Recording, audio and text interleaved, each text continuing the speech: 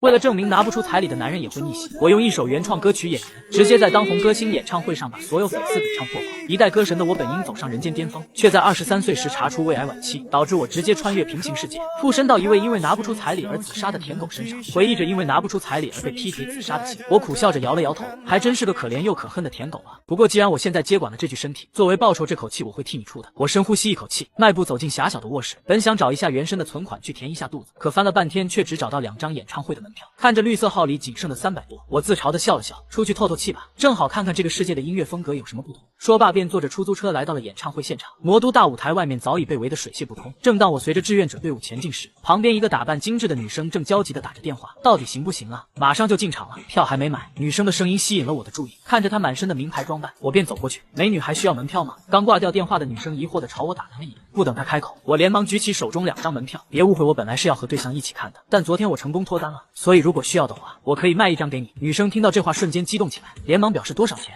给我300就好了。闻言，女生当即愣住了。要知道外面的黄牛票已经把从3位数炒到了4位数，随即也不墨迹，掏出手机直接扫了500块过去。我看到收款金额也没说什么，我知道这女生不是缺钱的主，当即便挥手表示一会见。没过多久，我也排队进入了会场，里面很大，能容纳1万多人。因为我来的比较晚，所以进来的时候里面的座位基本都坐满了。帅哥，谢谢啊，要没有你的票，我估计就进不来了。熟悉的声音让我回过神来，我看着女生笑道：320买的票，你花500买下，我该谢你才是。随后双方互相自我介绍了一番，我也得知了这个女生名叫薛佳佳。简单聊了几句后，演唱会终于开始了。聚光灯从各个位置聚焦到台上，短暂的安静后，随着当红明星宋佳伦坐着升降梯出现在台上的时候，全场粉丝便像疯了一样呐喊跟着。我早已习以为常，在我巅峰那几年同样也享受过这种待遇。我安静的听着，嘴里却在喃喃自语，都是很常见的和弦了，和那些流行歌差不多。看来2个世界的圈子区别不大，只是这边有些歌，那边没有而已，这就好办了。到了后半场，宋佳伦连续唱了2场情歌之后，嗓子也有些不舒服了。他喝了口矿泉水，用预先准备好的方案拿着话筒说道：接下来这个环节，我会请台下的一位粉丝上台来演唱我的一首歌。要是能完整的唱完一首歌的话，我会把我的第1张珍藏版专辑，这张珍藏版专辑全国仅发行了100张啊！话落瞬间，全场沸腾。在场的这么多人，有几个不想上台和宋佳伦唱歌？在刺耳的尖叫声中，宋佳伦说起了游戏规则：我会让灯光老师随机打一束光在观众席上，我背过申数10下，灯光照到谁，我们就请谁上台。随即便背过身朝灯光时打了个手势，唰的一声，一束白色的射灯直接照在了观众席中央位置，那边的观众全部喊了起来。随着宋佳伦缓慢的倒计时，那束灯光不停在观众席上照来照去，尖叫声也是一阵阵响起。就在宋佳伦喊到1的时候，灯光稳稳当当的停在了后排一个位置上，所有人几乎都扭头看向了那个方向。刺眼的光让我有些睁不开眼睛，我旁边的薛佳佳更是张大着嘴巴，一脸惊愕的看着被灯光照到的我，整个人震惊的都说不出一句话。工作人员拿着话筒走了过来，将话筒递到了我的面前。看到这一幕，我才确信是自己被抽中。我有些尴尬的接过话筒站了起来。之所以尴尬，是因为自己不仅不认识宋佳伦，对他的歌更是一无所知。随着台上宋佳伦的催促，我莫名想起手机里的那些聊天记录，看了看那绚丽的舞台，我眼神中的犹豫渐渐消失，随后握紧麦克风，坚定不移地走了上去。就当宋佳伦询问打算唱哪首歌时，我看着镜头深吸了一口气，抱歉，我能唱自己写的歌吗？听到这句话，宋亚伦一脸惊讶，咋还选了个同行上来？我连忙解释起来，只是会写歌而已，不算什么歌手。好啊，没想到我们今天还抽到了一位原创歌手，那舞台交给你，如果唱得好的话，那张珍藏版专辑就送给你了，加油！话落，宋亚伦便走到一边休息区。他虽然嘴上这么说，但对我其实是不抱有期望的，毕竟这年头音乐学院的学生一抓一大把。就在万众瞩目下，我径直走到钢琴老师的旁边。你好，能借用一下钢琴吗？钢琴老师有些懵逼，但还是起身让出了位置。待我将麦克风挂在钢琴架的时候，便在钢琴旁边坐了下来。观众席上的薛佳佳吃惊地看着台上，她根本没想到我竟然也会写歌，而且还会弹钢琴。最关键的是，站在那么大的舞台上，被这么多观众围观，竟然没有一点点紧张，反而显得十分坦然。不知为何，观众看到这一幕都渐渐安静下来，最后彻底寂静，全场落针可闻。我手指悬空在琴键上方，脑海中简单思索一阵后，放下了手指，琴键被按下，发出一道深沉的前奏声，10根手指熟练的在琴键上不断敲响，汇成一支悦耳的声音。此时后台的宋佳伦听到钢琴声，直接一口水喷了出来。专业的，这绝对是专业的。我缓缓靠近话筒，演奏钢琴的同时，声音也终于通过话筒在偌大的会场内响起。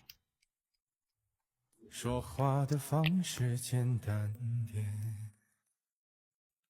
递进的情绪请省略。台下有些骚乱，一群乐队老师也都一脸懵逼地看向我。可此时此刻的我，已经沉浸在了自己的世界里，回想着这副身体那个可笑的自己。歌声十分富有感情地传遍会场的每一个角落。观众席上的薛佳佳捂住嘴巴，看着坐在钢琴旁那个帅气青年，他不敢相信自己随便认识的路人，竟能唱出如此动听的歌声。到了副歌高潮部分，现场有过失恋的观众们，竟然有不少人都想起了自己曾经的另一半，感性的人甚至已经湿了眼眶。我也彻底沉浸在了这个舞台。自从确诊癌症后，我就永远告别了属于自己的战场，如今以这样的方式重回舞台，心里带着各种情绪同时迸发而出，不甘和绝望，到最后的解脱全部通过声音的方式发泄了出去。10年舔狗无人知，一手演员直接让我火遍全网，让千亿观众眼含泪水跪求更新。曾经喊着为爱冲锋的少年，如今却再也不相信爱情。那无数个夜晚，你还记得是哪首歌陪你一起痛哭的吗？我在宋嘉伦的舞台上唱完后，习惯性的起身感谢了下观众。现场的观众一个个黯然神伤的看着我的背影，砸场子呢，这家伙一定是来砸场子的。看着台下自家歌迷的反应，宋嘉伦心里出现一种自家白菜被猪拱了的感觉，当即走上台去，兄弟这就过分了，你的唱功在我看来已经超过许多知名歌手了呀。真没有，我昨天刚和女朋友分手，这首歌也是分手后写的。宋嘉伦无言以对，他没想到我会说的这么直白。那现在站在舞台上，有什么想对我前女友说的吗？我愣了一下，拿过话筒，我没什么要对她说的，喜欢她是我瞎了眼。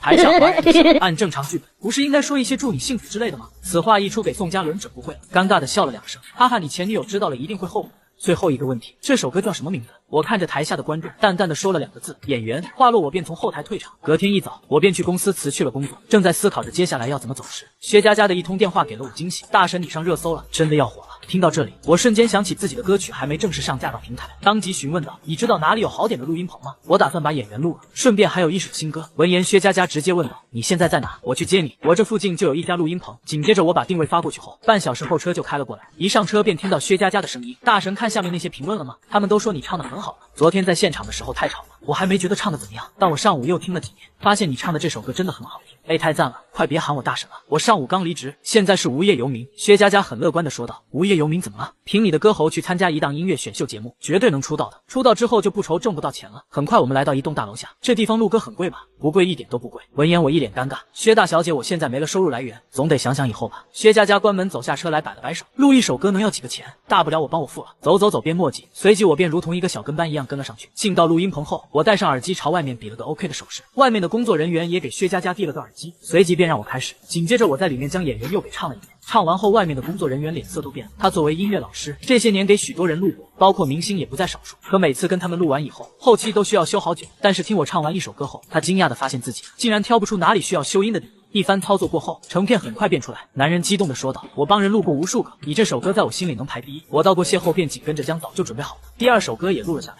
30分钟后，薛佳佳意犹未尽的和我走了出来，随即我便打开小猫音乐，把这首歌传到了自己的账号上。歌手那一栏上，我在心里犹豫了好久，在心里默念了好几句：老薛，我对不起我呀，便将自己的名字填了上去。好了，上传成功了。薛佳佳见状问道：你上传之后就打算不管不顾了吗？作为热搜的主角，可以发个视频宣传一下，不就有人来听歌了吗？可我抖号从来没发过作品，一个粉丝都没有。紧接着我一脸怀疑的看着他，难不成你还是一个视频博主，看不起谁呢？我做穿搭博主可是有60多万粉丝，要知道我现在的广告一条就得好几万。不过本小姐这次就免费帮你转发吧。牛我竖起一个大拇指，那好人帮到底，直接帮我拍了吧。2人商量了一阵，薛佳佳很快就当起了称职的摄像老师，给我录起了视频。不到半小时后，薛佳佳将录好的视频一顿剪辑，不得不说薛佳佳还是很专业的，视频被这么一弄就显得高端起来了。随着视频的上传，起初因为我的账号没有粉丝，发出去也没什么反应。不过等薛佳佳转发我的视频并且艾特我后，很快我的点赞数量成倍式增加。少阳你肯定要火呀，视频这么快就过了5万点赞。薛佳佳谢谢你啊，改天有空我请你吃饭。知道你现在没钱，我先回去了，有事我们地球号联系哦。待送完薛佳佳后，我回到家打开了电脑，准备将今天录制的第2首歌也整出来。一夜过去，我的地球号已经99加了，全是之前的大学同学、高中同学，甚至是初中同学发来的消息。我敷衍的回了一些有印象的同学，至于没有印象的我就干脆没回。回完消息，我点开抖音一看，差点要被自己的粉丝人数给吓到。一觉醒来，粉丝数量竟然达到了37万。要知道发了50多个穿搭视频的薛佳佳，现在也才60万粉丝。我强忍着激动，翻看着演员这首歌底下的评论，清一色的好评。如果没有意外的话，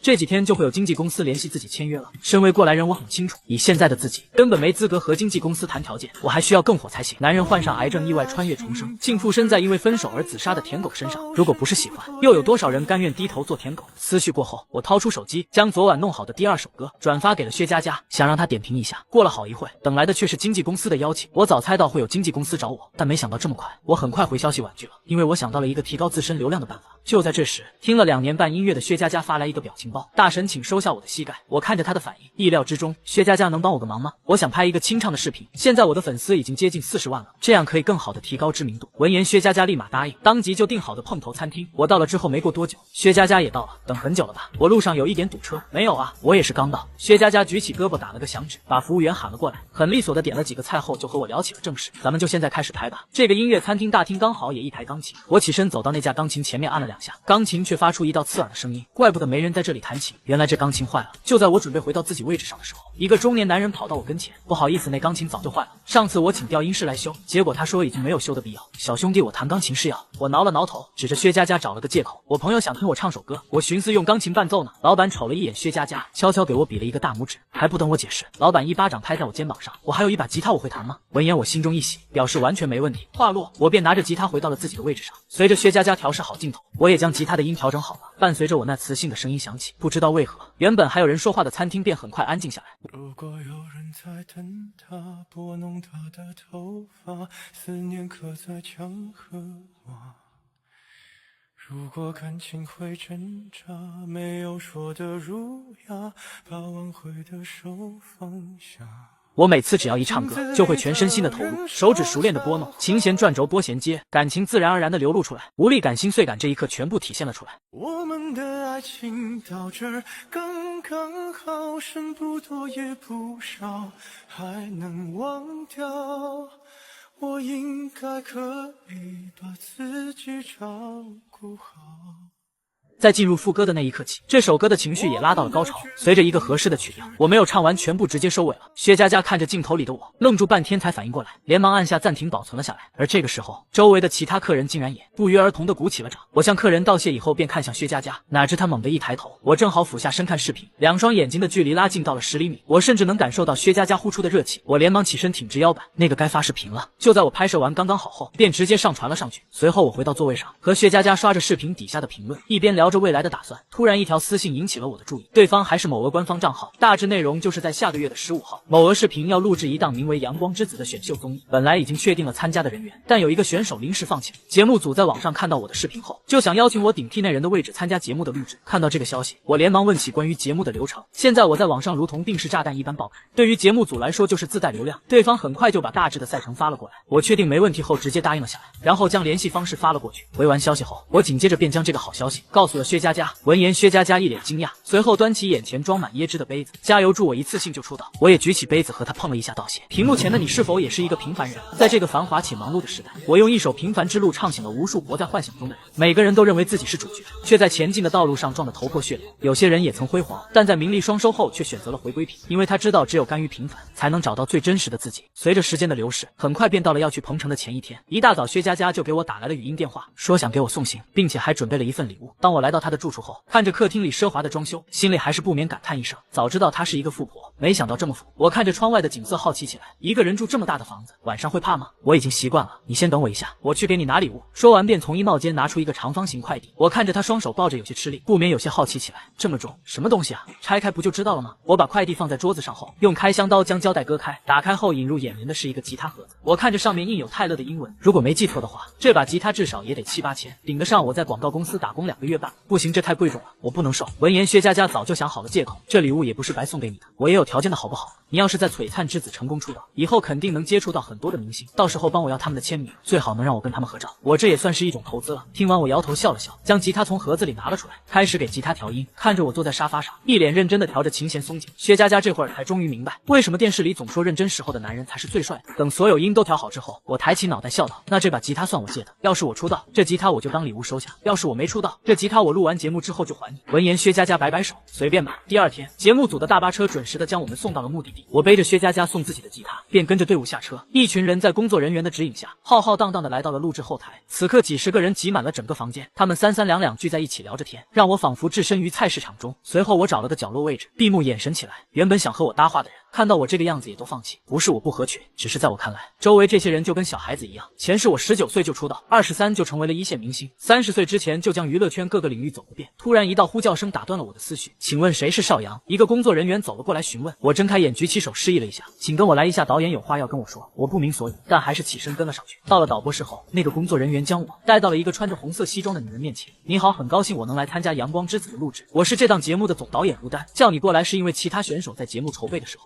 我们就已经把完整的节目流程和注意事项跟他们说了。因为你的情况比较特殊，所以有很多问题没来得及跟你说明。我不禁暗想，该不会有黑幕吧？9个名额已经内定了。我们之所以会邀请我来参加节目，是因为我们看到你是一名原创歌手，而我们缺的正好是原创赛道的选手。所以待会儿节目录制的时候，会有一个挑选赛道的环节，你必须挑选原创赛道，也就是我们的阳光独秀赛道。我本来就是冲着这个赛道来的。吴丹闻言一笑，因为是原创赛道，后续所有唱的歌都必须是原创，所以我想知道这边准备了几首原创歌曲。我想了想，淡淡的回了2个字：无限。吴丹愣了一下，笑容却更加浓郁了。好，那我先去后场，待会跟随工作人员的指引就行。闻言我便转身离去。没过多久，舞台的大灯同时亮起，阳光之子的录制正式开始。PK 战开始前会有一个抽签环节，每个赛道都会有4名选手抽到挑战者身份，这4个挑战者可以挑战自己赛道的任意一人。挑战者和被挑战者分别表演节目后，由3位导师共同投票，但最终的决定权仍然会在自己这条赛道的导师手里。镜头拉回到后台，工作人员已经摆好了3个盲箱，一群人上前依次抽签。我随便从里面拿了一个球，发现上面并没有字后，就和其他选手一样把球晾在了镜头前。好，请抽到挑战者身份的选手上前。主持人吩咐道。话落独秀赛道的人率先开始挑选自己的对手，前面3个人都很快做出了选择，最后话筒被递到了李汉宇的手上。只见他脸色一变，朝我这边看了过来。我要挑战邵阳。导师张明华很是意外，我俩都是他比较看重的选手，他本以为李汉宇会选择一个软柿子捏，没想到上来就直接挑了个硬骨头。在阳光之子的节目上，我用一首平凡之路唱尽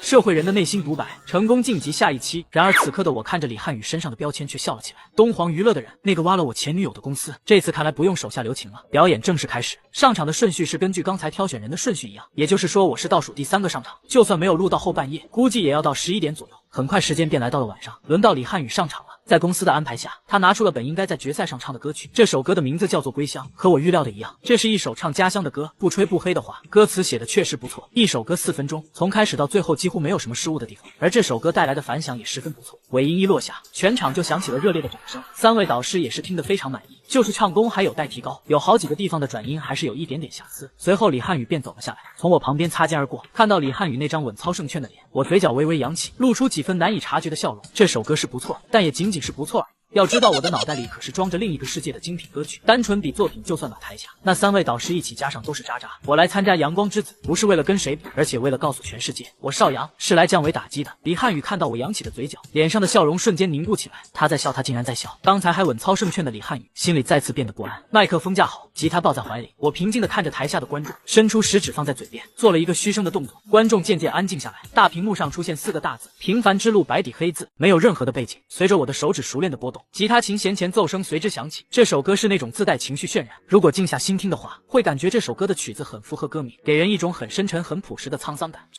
徘徊着的，在路上的，你要走吗 ？Via Via， 易碎的骄傲着，那也曾是我的模样。曲就是歌的灵魂，甚至比词还要重要。旋律惊艳，歌词入心，这是我对这首歌的评价。我很喜欢弹这首歌，觉得这首歌能带给我的灵魂带来一种归属感。我无数遍单曲循环，无数遍翻唱过，歌词里的每一个字都记得滚瓜烂熟。我就只是站在那，手指弹着吉他，眼神清澈地看着台下。在耳返里响起自己的声音后，我一瞬间就想到自己在那个世界的许多时光，过往如云烟消散。我曾经跨过山和大海，也穿过人山人海，我曾经拥有着的一切。台下的观众们一下子就被歌声吸引，忍不住伸手伴随着旋律在空中挥舞起来。导播室里，吴丹正拿着对讲机疯狂地喊着：1号镜头给我对脸破，给他特写；3号镜头把观众洗跑一遍，补一次观众的表情。完整的一首歌唱完，我深情地弹完最后一个和弦，长吐出一口气后鞠躬致谢。这首歌完美蛊惑了现场每一个观众的耳朵，整个现场隐隐有种迷音绕梁的感觉。平凡之路，平凡人走的路，一个20多岁的年轻人是怎么写出这种深沉写富有感情的歌？现场沉寂了几秒钟后，立马发出山呼海啸般的掌声和欢呼声。很难想象这声音是区区几百个观众喊出来。邵阳服了一这首歌我是真的服了。张明华拿着话筒激动地说道：“对不起李汉宇，虽然你那首歌唱的也非常不错，但这一场我会让邵阳晋级。”就在导师宣布完结果后，我们却得知下一场的考核是命题考核。在独秀赛场上，导师会给出一个关键词让我们进行命名创意，其他赛道也是各有千秋。这个规则在之前并没有公布出来，所以在主持人介绍完之后，参赛选手的表情也变得沉重下来。当轮到独秀赛道的导师张明华时，他拿起话筒微微吐出来2个字：国风。闻言，其他队员脸色瞬间变得难堪起来，显然他们之前并没有预料这种事。而站在一旁的我听到后，嘴角却露出一抹窃笑，终于可以对周大神下手了呀！不知道你们能猜到是哪首歌吗？在节目组给每个选手出了一大难题后，这一期也宣布录制结束，剩下的晋级选手纷纷送回了酒店，而我却拿出手机傻笑着给薛佳佳报喜：薛大小姐，我晋级了。夜里11点半，薛佳佳愣是没睡，我才刚把信息发过去，对方立马就回了：真的假的？你唱的什么歌呀？我卖了个关子，下周节目播出，到时候就知道了，好像是下周啊。某鹅视频明天晚上就会更新，阳光之子的前2期节目都会放出来，不过第1期是免费，第2期要看会员才能看，所以不出意外，下周就能看到第3期的节目。我看到薛佳佳回过来的消息并不意外，前2期都是淘汰一些小角色，我也没动真格，到了第3期被前女友公司的人挑战，我才拿出上一世的神曲炸场。随后我告诉薛佳佳，第4期会很有意思，是命题考核。闻言，薛佳佳一脸疑惑，命题考核不是有时间限制的，能行吗？看不起谁呢？我分分钟给你整一首歌出来。说完，我也刚好到了酒店，便挂断了电话。而另一边的李汉宇正在房间里魂不守舍，本以为用出压箱底的大招可以将邵阳压出局，可结果却是自己被完爆。不管是任何竞技节目，大家关注的永远会是赢的那一方。突然一道铃声传来，李汉宇拿起手机一看，正是那个东皇娱乐抢了我前女友的郑松。汉宇，邵阳被淘汰了吗？看到郑松发来的消息，这一刻他终于绷不住了，刚想发信息过去把郑松一顿臭骂，但冷静下来后还是强压住怒火，回了句没成功。另一边的郑松闻言也有点坐不住，你怎么可能会输给他？到底是什么情况？李汉宇懒得再说下去，郑经理，明天看完节目就知道。邵阳没有想的那么简单，说罢便挂断了电话，准备下一期的歌曲去了。隔天一大早，剩余的选手全部赶去了公司排练写歌，而我却慢悠悠的起床准备去吃早餐。刚吃完，我便接到了公司助理陈倩的电话：邵阳，你还没醒吗？别的选手都来训练室排练，你怎么不过来排练？排什么练？我又不是要唱跳 rap 样样精通。女助理恨铁不成钢的说道。可是跟你一个赛道的选手现在都在练习室写歌，昨天晚上不是跟你说了，这周休息的时间也会有镜头。闻言，我直接表示自己不喜欢在镜头面前装模作样，在酒店一样也能写歌，并且打算再睡个回笼觉。话落，我便直接挂断了电话。对面的女助理被我这个操作惊呆了，一旁的吴丹笑着问了句：那小子说啥了，让你反应那么大？他说他在酒店一样能写歌，还不喜欢在镜头前面装模作样。别的选手一个个的抢个镜头，就他一个人搞特殊，我真服了他了，真是个奇葩。听完，吴丹却更感兴趣了，这样与众不同的性格或许在观众面前会更讨喜。这几年选秀节目太多了，观众估计已经审美疲劳了，他这样格格不入，或许反倒能成为节目的亮点。说完便专门派了一个摄影师去拍我。半小时后，我的房门外，摄像大哥扛着一个摄像机过来，一旁的陈倩直接敲起了门，谁知敲了半天却没有任何反应，随后又拨打了我的电话，却依旧无人接听。就在女助理急得没办法，找来酒店人员送来备用钥匙打开门后，愤怒地冲了进去，刚想说我几句，却看到我光着膀子躺在床上呼呼大睡，他一下子愣住了，连忙转过头去。而摄像大哥就不一样了，不紧不慢地扛着摄像机就是对着昆布拍了起来，反正后期会打码。这时的我刚睡着，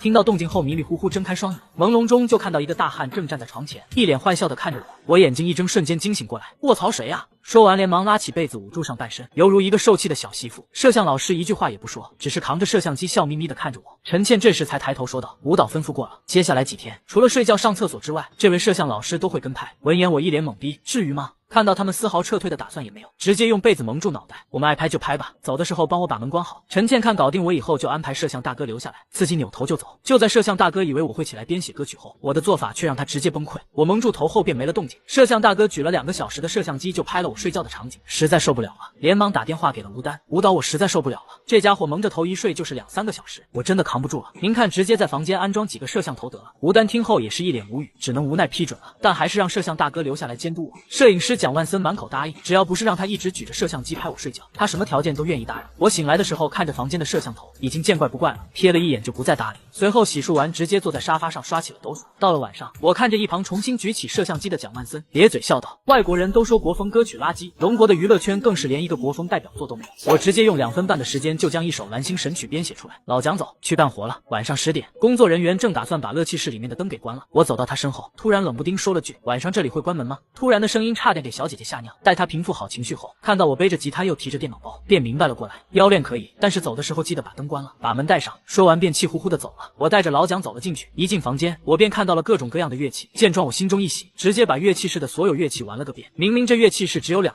但愣是被我整出了乐队的感觉。玩了40-50分钟后，差不多尽兴了，我便准备开始写歌。我坐在了钢琴面前，思考了几秒，然后直接弹了起来。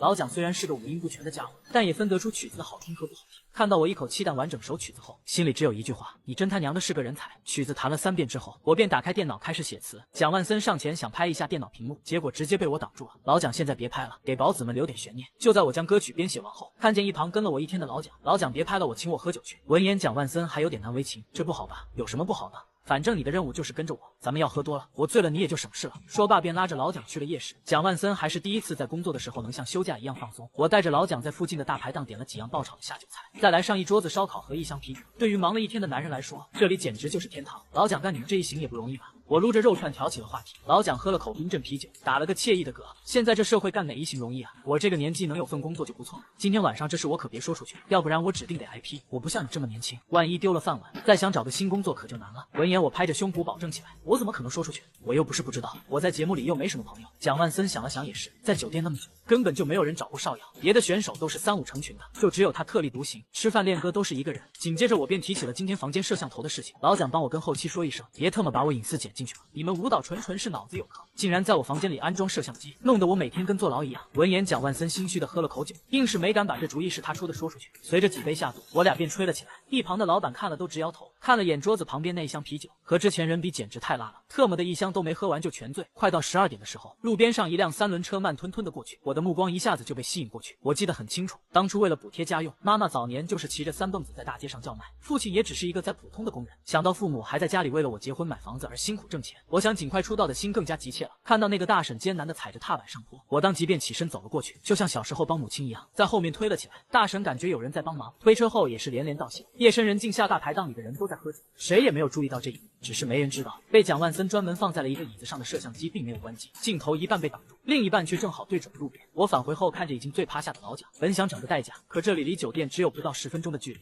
一直没人愿意接单。最后没办法，我试探性的拨通了导演助理陈倩的电话，那个大姐，你现在方便过来帮我个忙不？陈倩听到这话直炸毛了，你才大姐，你全家都是大姐，这实在不能怪我。陈倩虽然也是刚毕业2年，但为了不让别人觉得自己不专业，所以穿着要比同龄人成熟很多。我自然就以为陈倩比我年纪大，我把手机从耳边挪开，一直等陈倩问候我呢，我才把这边的情况说给她听。陈倩沉默片刻，便让我原地等着。20分钟后，陈倩怒气冲冲地从车上下来，看了眼发呆的我，然后又看到此时钻到桌子底下的蒋万森，脸色变得铁青。关键自己一个人喝也就算了，还把摄像老师都灌醉了。此刻陈倩都有点怀疑人生了，最后瞪了我一眼，让我帮忙将蒋万森扶上了车。次日，吴丹听到了这个事情，也是满脸严肃。他们喝酒没有？闹什么没有啊？我去的时候，老蒋趴在桌子下睡了，那个邵阳坐在那里跟个傻子一样发呆。闻言，吴丹便放松下来，随即便问了下我们的状态，不知道，估计还在酒店里睡觉吧。不过老蒋的摄像机还在我车上，摄像机在你车上，那刚好去拿过来，我看看邵阳这2天都干了啥。很快摄像机拿了过来，打开后第1天相安无事，第2天白天也正常，一直到晚上看到我进了乐器室后，吴丹连忙将倍速调到正常，看着我一个人玩转着所有的乐器，吴丹忍不住笑了，这就是他想要的视频。随后便吩咐陈倩让后期剪下来放到节目最后的花絮。然而我后面的表现却更让他吃惊，因为我在短短不到2分半的时间就把歌给整出来了。更关键的是，那悦耳的曲调还让他觉得这首国风歌曲压根不可能那么短时间创造出来。随即便吩咐陈倩让后期剪下来放到节目最后的花絮。然而我后面的表现却更让他吃惊，因为我在短短不到2个小时就把歌给整出来了。更关键的是，那悦耳的曲调还让他觉得这首国风歌曲压根不可能那么短时间创造出来。吴丹没有说话，眼睛死死看着电脑屏幕，一直到我写完词后，他才继续加倍速看下去。很快画面就到了大排档，这蒋万森养成了习惯，一下车就顺手把摄像机带上，似乎没有意识到摄像机并没有关机。吴丹本来想关掉视频，可看到时间条还有好几个小时的时间，他也就继续看了起来。就在听完我俩吹牛的高光时刻后，画面里突然出现了我背影，明明已经喝醉，走路都颤颤巍巍的我走到了路边上，帮一个刚收摊准备回家的大婶推车。虽然画面很暗，但还是能看到我在走回来的时候，脸上是带着笑容的。看到这一幕，吴丹眼神中露出了别样的神色。一直到了周五节目录制的晚上，吴丹好像也没有要追究的意思，把摄像机还给了老蒋，便没再提过。这一期节目除了3位导师，每人都有10张投票权之外，节目组还邀请了2个知名创作人，这2个创作人每个人也拥有10票的投票权。也就是说，这一场的排名将不再由自己赛道的导师决定，而是由导师、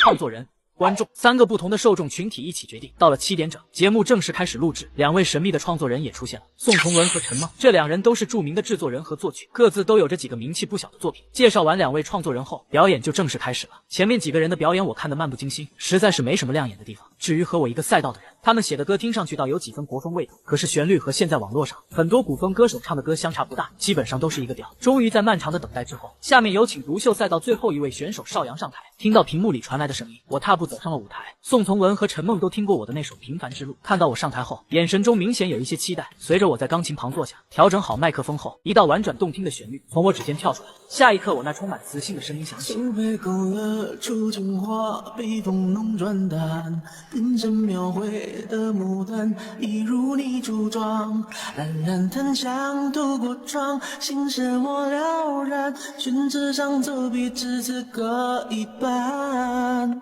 有色渲染是旅途，韵味别私藏。和你嫣然的一笑，如含苞待放，你的美一缕飘散，去到我去不了的地方。宛如天籁般的声音在现场响起，方才还有些躁动的观众席立刻安静下来。我仅仅只是唱了8句话，就让写了无数歌词的宋从文全身起鸡皮疙瘩。导师席的张明华愣愣地看着舞台上的我，嘴里忍不住骂出了两个字：卧槽！此时台下的观众已经全部沸腾起来，杀疯了，杀疯了！一向以高要求著称夏飞此刻也忍不住吐槽起来：节目组从哪里找来的神奇人？这种词就连我也写不出来。清澈的声音还带回荡的琴声、笛声、古琴，各种传统乐器的声音交汇在一起，显得异常和谐。一首歌唱完，我拿着话筒起身走到台前，鞠躬致谢，随即目光扫视台下，这种淡然的自信让这个舞台如同我的个人演唱会。表演结束之后，抢着点评的3位导师和2个创作人，此时此刻却一句话都说不出来。过了整整5秒钟，全场才响起雷鸣般的掌声。后台备战区独秀赛道的7个人，在听完我的这首青花瓷后，一个个面如死灰。在导演吴丹的催促，张明华终于开口点评了，满分是100分的话，这首歌在我心里能打101分。刚才我和夏老师也说过，给我1年时间，我也写不出这样的歌。邵阳如果有机会，希望我们能合作一首歌。张明华在歌手里面也算是老前辈，主动邀请一个新人选手合作，这无疑是莫大的肯定。台下观众听完也是惊呼声一片。随后张明华问道：邵阳，这首歌你是怎么写出来的？我拿起话筒正要找个借口，下一刻大屏幕突然开始播放起了老姜跟拍我的视频。听到台下诧异的声音，我好奇转身，什么鬼？怎么这时候放这个视频？在这个国风歌曲匮乏时，我凭借一首青花瓷直接登上国风代表作榜首，就连资深作词人也被我征服，希望能有机会合作一曲。视频里我一个人在乐器室疯狂地玩着里面的各种乐器，每一种乐器都信手拈来，空旷的乐器室好像有一个乐队在彩排一样。最后我就坐在钢琴前，毫不拖泥带水地将青花瓷的曲子给弹奏了。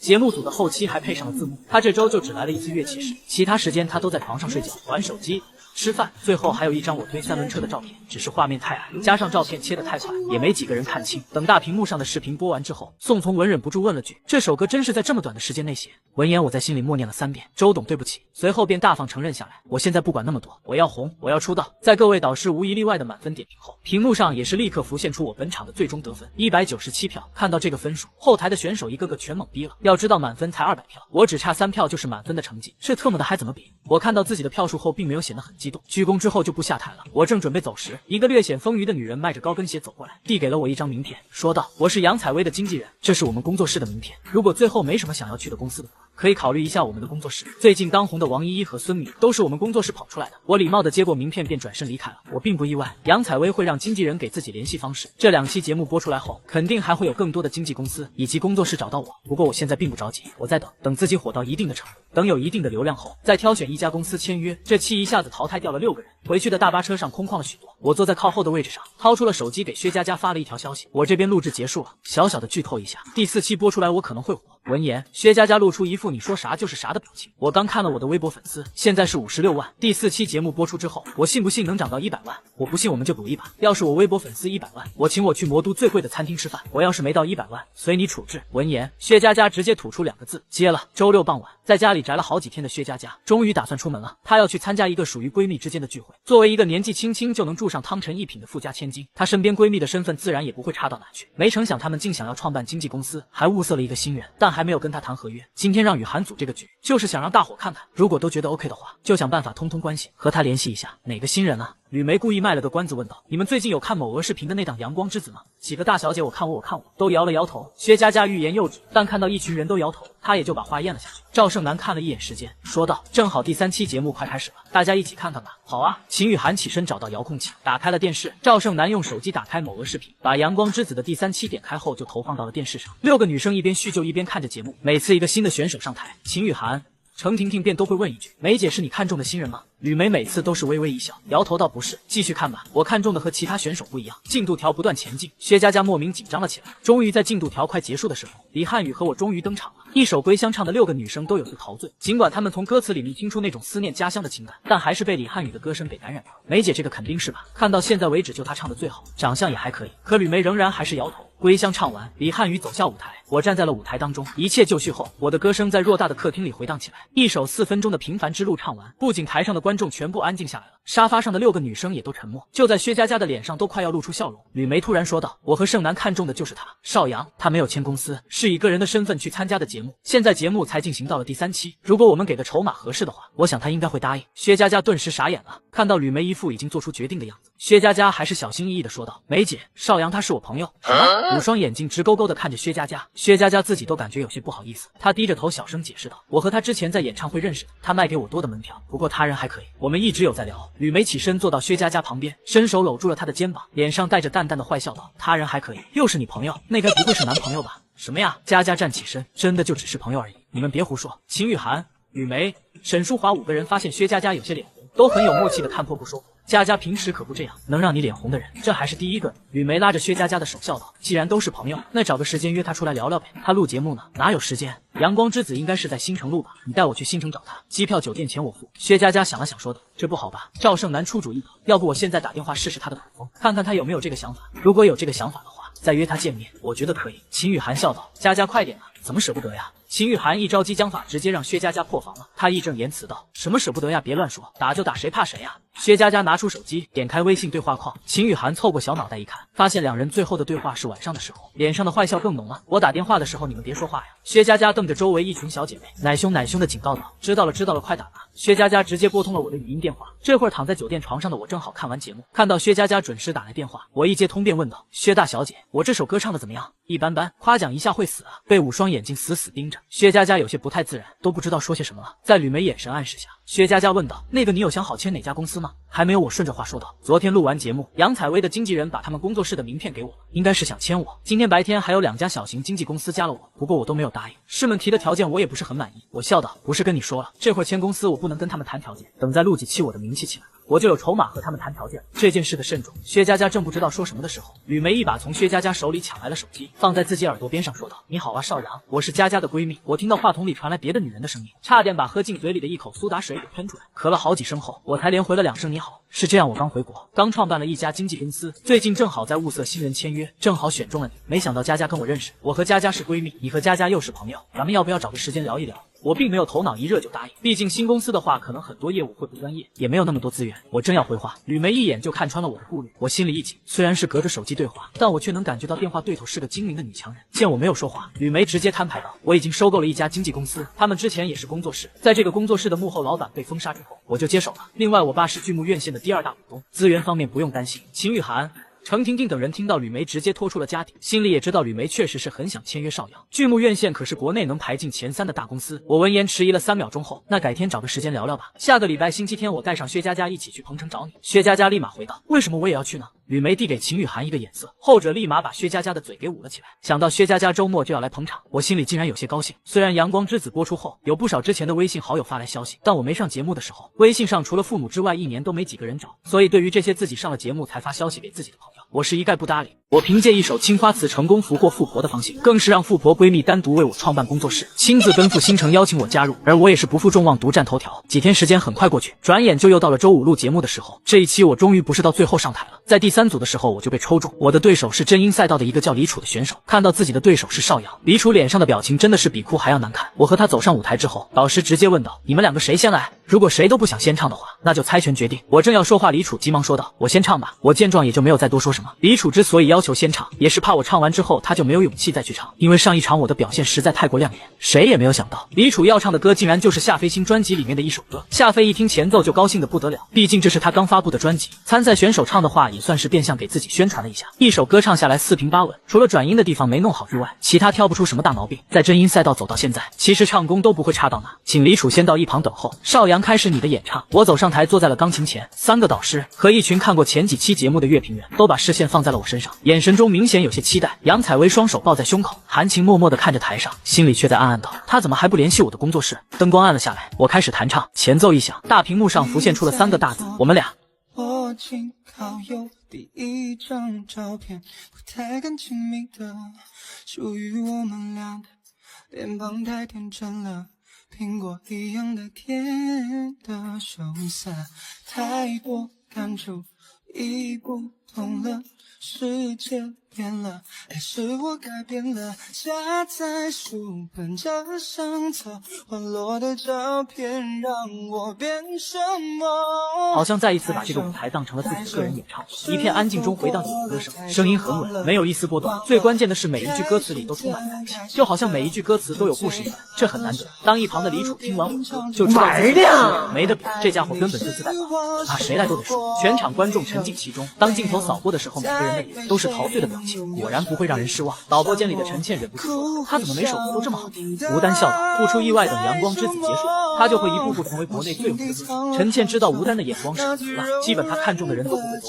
陈倩自嘲说道：“那我现在去和他搞好关系还来得及吗？”吴丹抬头给了陈倩一个白眼，继续把控整个节目的发展吧。第5期节目结束，整个《阳光之子》的进程也已经过大把。不过录完第6期节目应该有2个星期的休息时间，毕竟最后1期节目是以直播的方式播出，那至少也会等到第6期节目播完后才会进行直播。魔都商业中心写字楼里，吕梅和赵胜男2人参观着刚装修好的办公室。赵胜男一边说道：“之前的工作室只有宣传部和事务部，事务部下面就是经纪人和助理，现在我们接手了，肯定不会再像之前一样只弄这2个部门。”吕梅问道：“开始招人了吗？”已经开始了，公司初步有6个部门：公关部、广告部、艺人管理部门、事务部、财务部和法务部。如果这次顺利签下邵阳的话，那咱们的公司就得尽快开始运作，最多2个月应该就能正常启动。吕梅点点头道：“我明天一早就要和佳佳去捧场，公司这边就由我盯着。”2人把装修好的办公室转了一圈，看了一眼时间，吕梅掏出手机拨通了薛佳佳的电话，一接通，吕梅就用那天晚上邵阳的语气喊道：“薛大小姐起床了吗？”薛佳佳一听到吕梅阴阳怪气的喊自己大小姐，就瞬间从沙发上坐了起来，让你明天自己去新城吧，我不去了。吕梅忍着笑了，连忙认错我错了。吃饭了吗？没吃的话出来吃吧，就我和盛楠，俺又不想出门咋办？别废话，我去接你，到了楼下给你打电话。吕梅雷厉风行的说完，没给薛佳佳拒绝的机会，就把电话给挂了。薛佳佳听到电话里没了声音，立马蹬起了腿，撒娇般的抱怨道：“什么嘛，一个个的就知道笑话。”自从上星期聚会，薛佳佳和邵阳打了个电话，现在在她们闺蜜群里，动不动就是把有关邵阳的一些短视频转发到群，每次都要艾特薛佳佳说一句：“佳佳，你男朋友好帅啊！”薛佳佳一而再再而三的在群里强调，只是朋友关系，可依旧于事无补。薛佳佳去衣帽间换了一身能穿出去的衣服，在房间化了一会儿妆。快到7点的时候，吕梅的电话打了过来，很快就来到了一家法式餐厅。点完菜后，吕梅就主动说道：“明天上午8点的机票，早上6点我来接你。”这么早？8点过去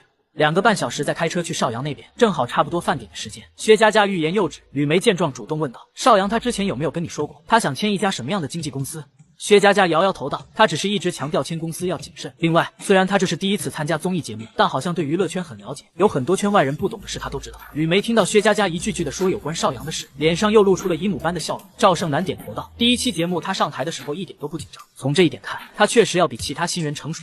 这也是我们挑中他的原因，这样的人最适合我们这种新创办的经纪公司了。”薛佳佳嘟了嘟嘴说道：“你们要是谈崩了别怪我呀，我可不掺和这事。”吕梅笑道：“佳佳，我实话跟你说吧，只要你男朋友提的要求别太过，看在你的面子上我都会接受。梅姐什么男朋友啊，你别乱说。”薛佳佳小脸通红，急忙看向左右，有没有人听到这话？吕梅忍着笑意，见服务员端来了点心，就没有再调侃薛佳佳。第4期节目开始了，一起看吧。赵胜男从包里拿出平板，3个人坐在一排看起了《阳光之子》的第4期节目。看了几分钟，吕梅直接道：“其他人就别看，我们就看邵阳吧。”说着，吕梅退出全屏，在下面找到了青花瓷纯享版，找到后直接点开了视频。薛佳佳不由自主地说道：“这一期是独秀赛道的命题考核，题目是国风歌曲。邵阳他还跟我打赌说这期节目播完，他微博粉丝能涨到100万。”旁边2人听了期待感十足，有薛佳佳在，其实还有信心能签到邵阳的。尽管薛佳佳矢口否认2人只是普通的朋友，但如果真是普通朋友的话，那薛佳佳就不会每次一提到这事就脸红了。这年头女孩子脸红就能说明一切。画面里，邵阳也开始演唱起了这首国风味十足的青花瓷，每一句歌词都极为优雅，就像是在看一首诗一样，手指在琴键上弹奏出一串串悦耳的音符。这首歌显然是打动了排排坐的3个女生，3个人的目光注意力全在画面里的邵阳身上。天青色等烟雨，而我在等你，多美的一句歌词。恐怕这首歌唱完后，明天就会有很多人把自己的个性签名改成这句话，而这句话显然也戳中了3位美女的心巴上。这年头帅哥遍地都是，但是想找一个有才华的帅哥却是大海捞针，而邵阳就是那根针。一首歌快唱完的时候，一对年轻的情侣恰好从3人身后走过。听到这首歌，那个女生先停下了脚步，等到邵阳唱完了最后一句，那女生连忙问道：“你好，这是什么节目啊？”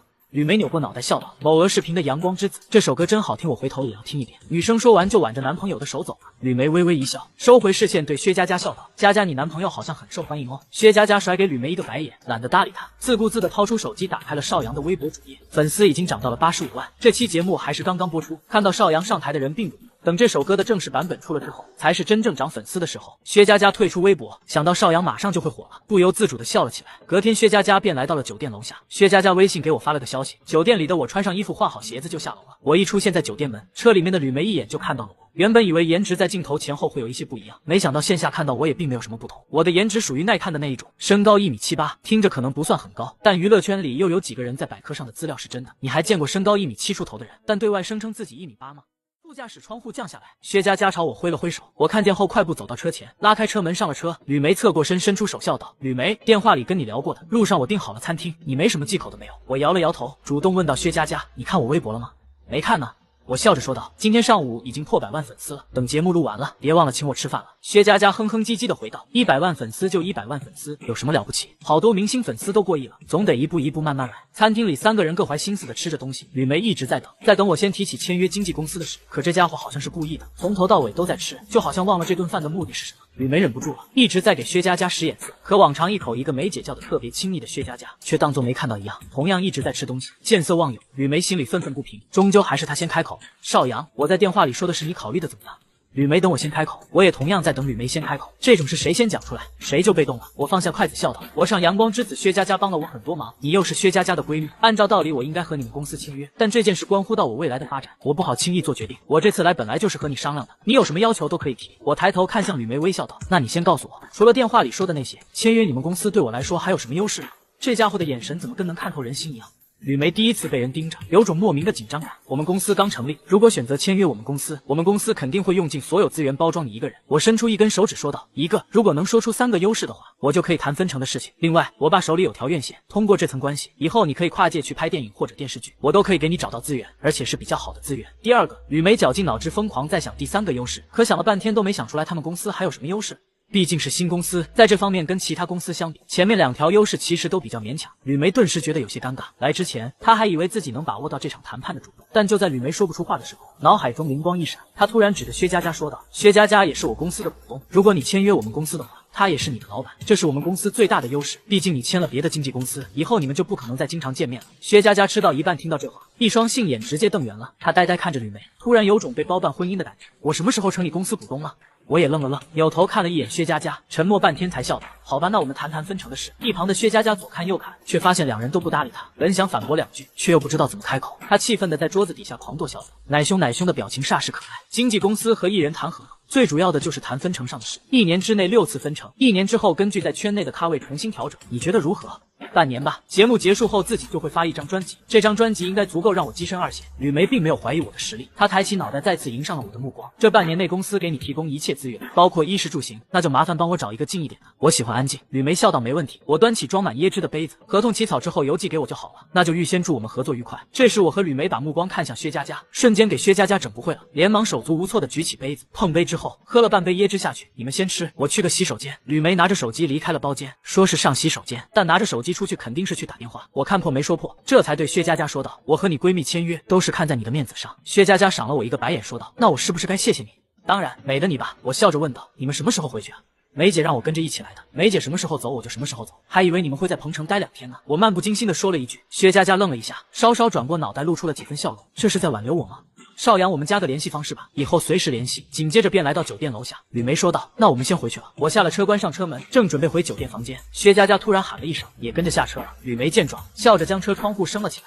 薛佳佳有些难为情的把手机递给我，我接过一看，是某 V 的聊天界面，对方头像是一朵莲花，备注是母上大人，应该就是佳佳的妈妈。两人的聊天记录也很简单，薛佳佳的妈妈隔个2、3天就会问一句：佳佳什么时候带男朋友来家里？我挠挠头道：你妈她真以为咱们在一起啊？录完节目和我回趟家吧，要不然我爸妈肯定会让我去相亲的，就当是江湖救济。我考虑了一会儿便答应下，可不能让到嘴的鸭子飞了。回去早点睡吧，晚安晚安。阳光之子播放到第4期，我唱的平凡之路，青花瓷都已经登上了某鹅音乐的新歌榜和飙升榜，每首歌都在前10，而且青花瓷这首歌更是直接登上了新歌榜和国风榜双榜1，短短1天时间就有上百万的收听量。青花瓷能有这么好的成绩，除了这首歌本身就好之外，还有一条很重要的原因，就是在此之前国内几乎没有几首好听的国风歌曲，青花瓷的出世也算是填补了一项空白，引来这么大的市场反应也在我的意料之中。歌曲下面的评论大部分都是好评，但几十条评论里面也免不了夹杂1、2条质疑。这首歌是1星期之内写出来的，我不信一个新人要是能在1周之内写出这种水平的歌，国内其他歌手都别火。旋律听得有点耳熟，这首歌没有抄袭就肯定是提前准备好，但不得不说就算是准备好了，这首歌也蛮屌。我看了会评论就放下手机去洗澡了。遥远的小县城里，父母和妹妹正坐在家里聊天，孩子他爸，我跟你说件事，今天小刘来店里买水果的时候，莫名其妙的跟我说了句咱们家小杨上电视了，我当时没当回事，可下午还有其他人来店里的时候也跟我说了这事，咱们家小杨难不成真上电视了？邵文松把电视声音调小，挑眉说道：这孩子2个月都没打电话回家了，也不知道他在外面到底怎么样。邵玉放下笔说道：妈，马上端午节了，我哥没说回不回家吗？陈兰英笑道：你以为还是读大学时候，端午就3天假，回家一来一回就得折腾1天，火车票也要不少钱，回来做什么？闻言邵玉努嘴，有些不高兴，随后突然起身从自己老妈手里抢走手机，笑道：你们不打我打。刚从浴室里出来，某 V 就有人打来了视频电话，我原本还以为是薛佳佳打来了，没想到打电话来的竟然是自己的老妈。我急忙用毛巾搓了搓刚洗的头发，拿着手机坐到沙发上接通了视频电话。出现在手机里的并不是老妈，而是自己的妹妹邵玉。看到自己的妹妹，我脸上也是立马浮现出了笑容。小玉，你下晚自习了？邵玉高兴笑了起来。哥，你在哪呀？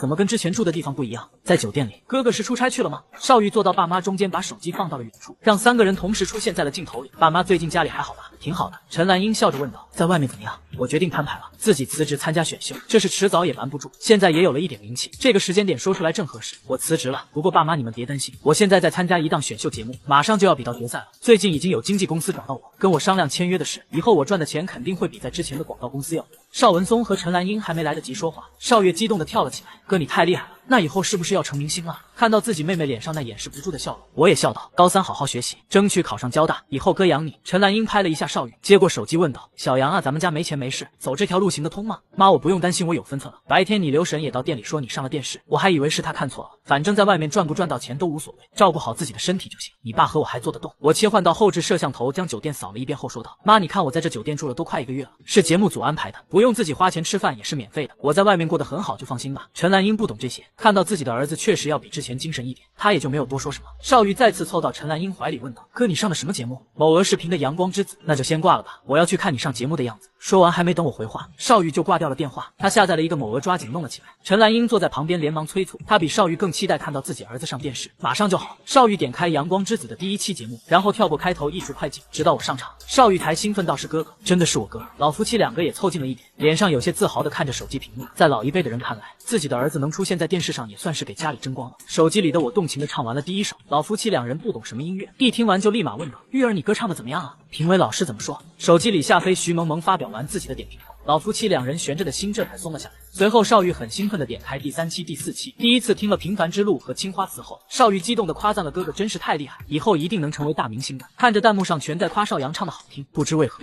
陈兰英竟然眼眶红红的，好像马上就要哭出来了。邵文松不动声色地摸了摸自己老婆的后背，古板的脸上也露出稍许欣慰。没有丝毫背景的我，不仅在大型节目《阳光之子》中频频博得头彩，还引得天后杨采薇亲自邀请我加入，但我却直接给拒绝，只因我早已被女神薛佳佳给预定。1周时间过得很快，转眼就又到了周5录制这天，想到再有2周时间节目就录制完了，我心里隐隐有些激动。所有选手都到齐之后，陈倩再一次来到了后台。这一期节目的流程和上一期差不多，大家做好准备，尽量别出差错。录完这期节目会给你们2周时间准备决赛，到时候可以请自己的朋友，也可以请人来帮场。决赛是全网公开投票，能不能进前9出道，就要看你们自己之前积攒的人气和总决赛时的表现。没有化妆的去化妆间，邵阳别看看我说的就是你。被点到名的我无奈起身走进化妆间。7点1到，老师和乐评人到场之后，录制就直接开始。因为规则和上一期差不多，所以这一期流程过得很快，加上选手的人数也少了很多，不知不觉间进度就大半。大屏幕上随机匹配对手，后台没有上场的选手都有些紧张，原因只有一个，我还没有上场。根据我前几期的表现，这个时候没有哪个选手愿意碰上。大屏幕上滚动的画面最终定格，左边是我的头像，右边则是梦幻赛道的一个来自于13楼娱乐公司的唱跳选手。这名唱跳选手看到自己的对手是舞狮，心也是凉了一半。他苦着脸和我一起上台，看到对方没有说话，我直接道：“那我先来吧。”我今天没有背吉他，拿着麦克风站在台上，伴奏声一响，我那深沉的声音便再一次回荡起来。大屏幕上也同时出现了这首歌的歌名《兰亭序》。兰亭云叠，心书如行云流水。月下门推，心细如你脚步碎。忙不迭，千年被托，却难托你的美。真迹绝，真心能给谁？这首歌是周董的经典歌曲之一，属于百听不厌的一首歌。这首歌我曾经也听了无数遍，每隔一段时间听都会有新的体会。我现在的歌喉用来唱这首歌十分合适，几乎跟原本没有什么区别。由于我的每一首歌都会给人带来惊喜，现场的人也已经麻木了，观众陶醉其中，就连导师张明华和杨采薇都忍不住举起了手。一缸朱砂到底见了谁？无关风月，我体恤的理会，悬笔一句，岸边浪尖叠。一首歌唱完，我微微鞠躬，台下仍然和之前一般沉默，而后便响起热烈的掌声。张明华直接伸出双手，不断弯腰，做出一种像是在膜拜我的姿势。他赞不绝口道：“少阳，你知不知道之前唱的几首歌已经都登上